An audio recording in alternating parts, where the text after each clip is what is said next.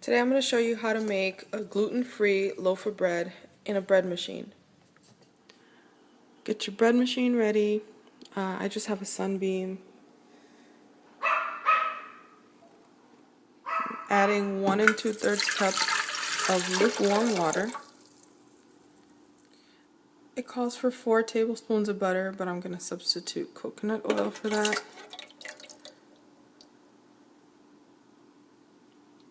Since the water is lukewarm, it should start to melt. So the oil is all melted. Now add 3 eggs at room temperature. I also just added a tablespoon of vinegar. Now you want to add your flour, and I'm just going to use the Bloomfield's Farm gluten-free all-purpose baking mix for this, and you're going to need 3 cups. Okay, so I threw in the 3 cups of flour, and my bread machine calls for the liquid ingredients first, so that's why I did it in this order.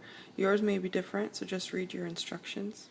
Now you need 2½ teaspoons of xanthan gum, and xanthan gum can be expensive, but they sell these little packets which are 0.32 ounces at Walmart for $1. Now you need 2/3 cup of powdered milk, and this is the kind that I bought. It's just a packet. It was just about this whole thing. Also 1½ teaspoon of salt and 3 tablespoons of sugar.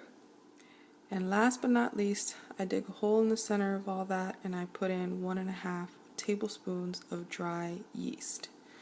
So now that you got all your ingredients in there, you just want to start your bread machine like normal for the regular light or medium cycle, regular bread cycle, unless you have a gluten-free cycle, and then I would just use that.